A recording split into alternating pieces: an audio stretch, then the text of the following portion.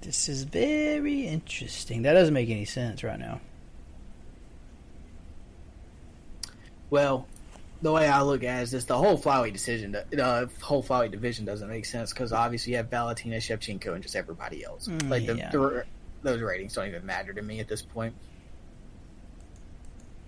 Yeah, that's fair. I guess you went first last time. I guess I'll go ahead on this one. I'm going to take Chukagian by decision. She's got some good wins on her record.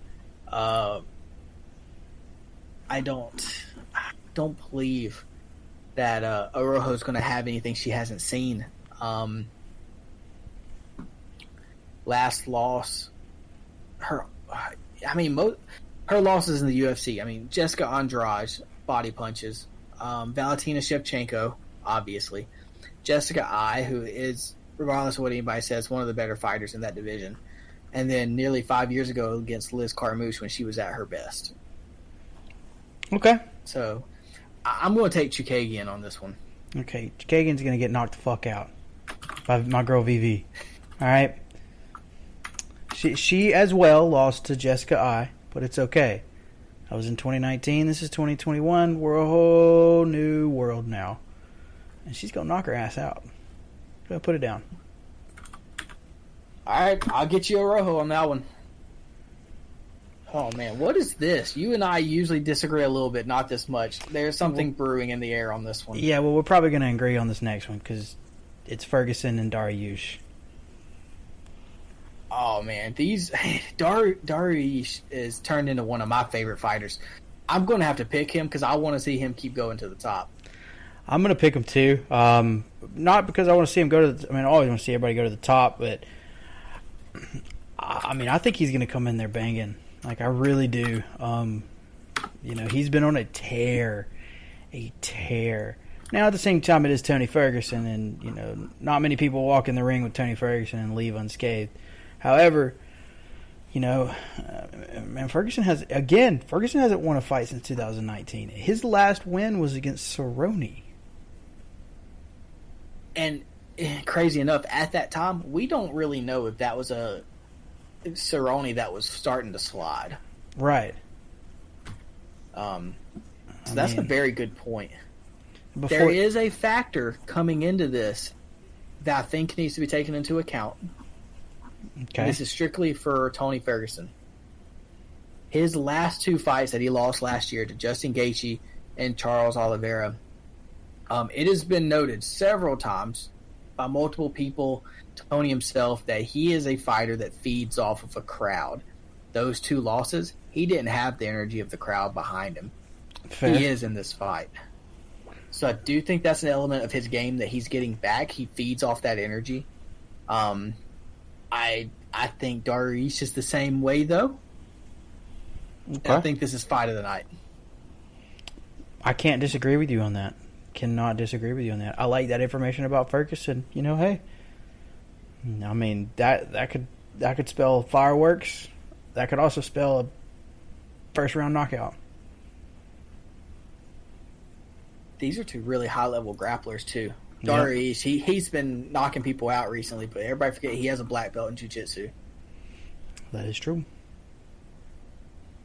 That's going to be a fun one. I think that I'm looking forward to that fight more than I am the championship fight, just to be completely fair. Well, since you're not too worried about it, let's go ahead and talk about it then. Oliveira, Chandler. I say it's simple. Oh, sorry, we're both picking Dariush. Is what we came down to, by the way. Yeah, got that one. I think that I'm kind of with you. I think that the main card, the main event, may not live up to the expectations that it is. This is Charles Oliveira doesn't have a chance, does he? I don't see a lot of it. We say that now he's gonna win, but Michael Chandler, he either succeeds right now, or he loses, and the UFC is a joke in the eyes of a lot of people because they let him come in when one match against Dan Hooker, boom, championship opportunity. So if he loses, people are going to start questioning. Well, they already do, but they're going to start questioning some of the sanity of Dana when it's making these decisions, or whoever the hell is making these matches, especially when it comes to title matches and new people coming in. Because if that's the case, then anybody that wants to, they'll just, hey, we want to come fight in the UFC. Okay, they come in, they win their first match, their second match, they get in the championship. Once they win that championship, it's like, fuck this, I won the championship. Yeah, this one's weird because if you look at the top of that division, you had Poirier, who was primed to get that title shot after knocking out Conor on the same card that Chandler knocked out Hooker. Yeah, he turned it down because he wanted a trilogy. Cause that's where the money's at. Can't say I blame him. Go get your bag, Poirier. You ain't got many more years left in this game. True. Then you had Gaethje. I still don't know where he sits. I wish he'd get a fight scheduled, but that's probably not up to him at this point. But I guess they didn't want to give him a second title shot right after losing his to Khabib. I thought him versus Oliveira made the most sense, 2 and 3, because number 1 didn't want it. So then they moved to Michael Chandler, who jumped all the way to number 4, and after him was Tony Ferguson, who lost to Oliveira, and then you had Conor McGregor. You got Dos Anjos in there, but he just beat Paul Felder at 10. What about Dariush? Dariush, he's at 9. Wow. Yeah. Topology has it a little different. It's actually kind of cool. They have Poirier, Gaethje, then they have Oliveira, Chandler, Ferguson, Dariush, 3, 4, 5, 6, and they're all in this card. I can't say I disagree with those ratings. 7's Hooker, 8 Islam, 9's Dos Anjos, and from there it just kind of trickles on down. Oh, let me put this out here. Oh, this is a take. You just mentioned Islam. He's 11th in the UFC rankings, and probably rightfully so. He fought recently, but his last fight before that was in 2019, so I'm not upset with his rating. But he's the future of this division. Like, a couple more wins, and he gets that belt, and he's never getting rid of it. I think what's going to happen is he's probably going to get the winner of Dariush and Ferguson, if I had to guess. Actually, no, I take that back. Because I think if Dariush wins, I think that propels him pretty high up. Ferguson, I don't know. He might. I kind of hope this. Here, let's hope this. If Chandler loses, somehow, I think that's the Islam fight. I think that would be a good one. Or you throw him at Hooker. Throw him at Dan Hooker, even though Dan Hooker just lost. But, like, who else are you going to throw? You know what I mean? Like, what, Gaethje?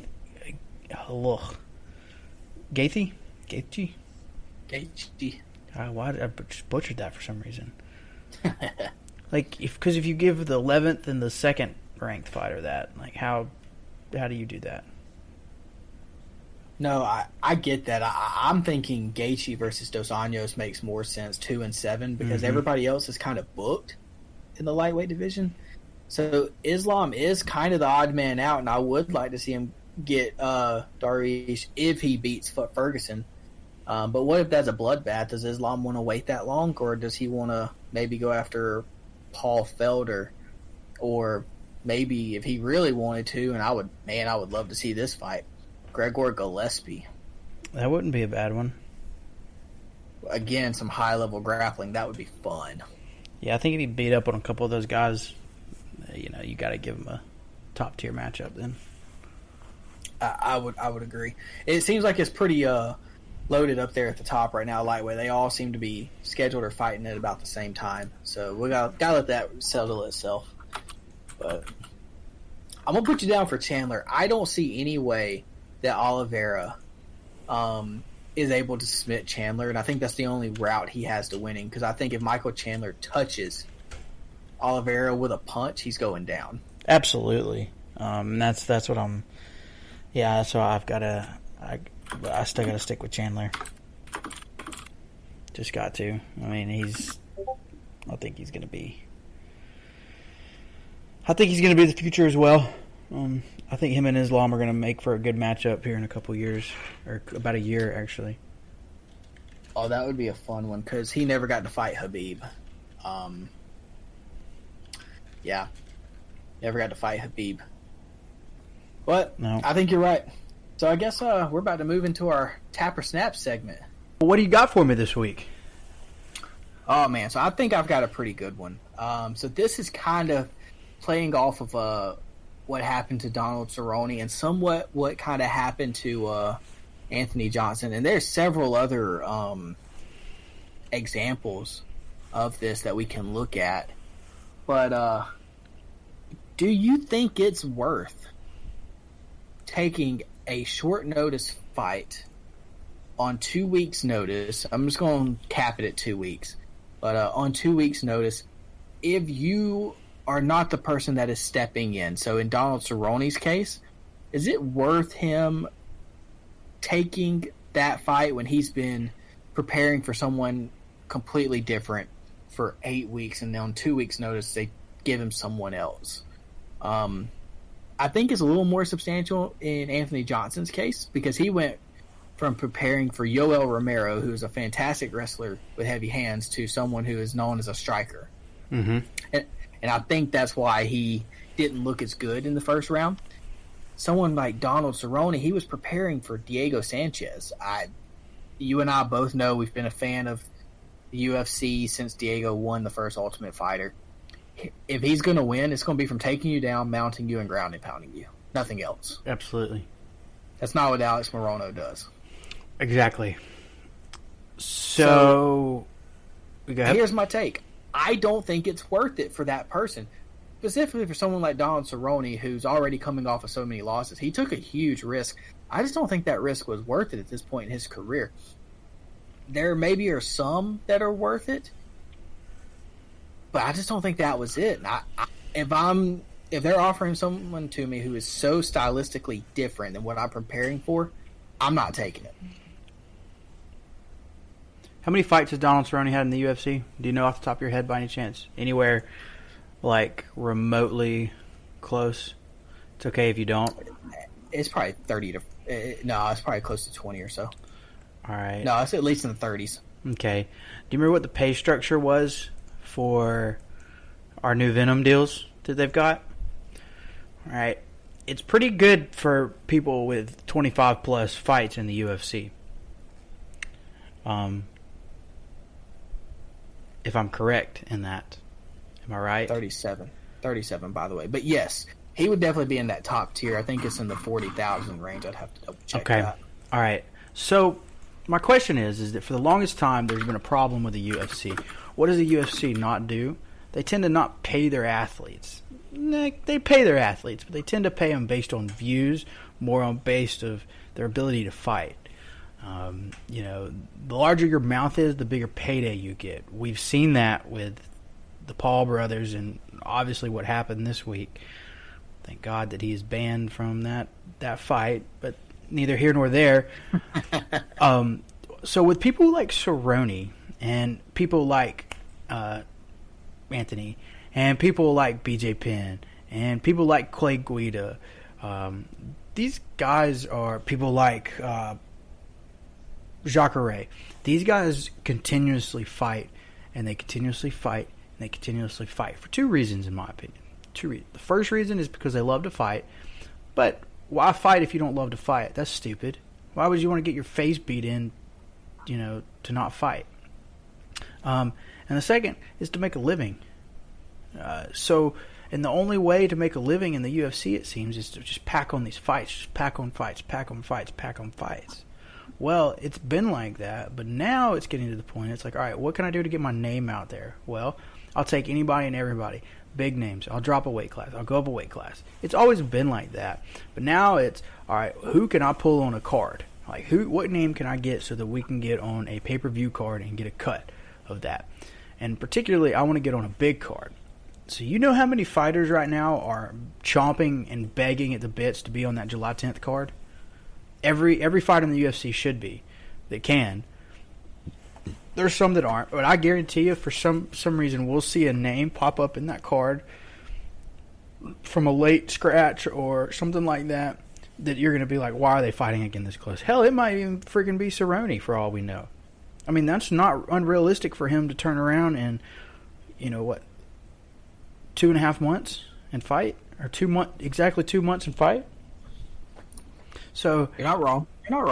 So my thing is you don't think they should. All right, fair. I'll give you that.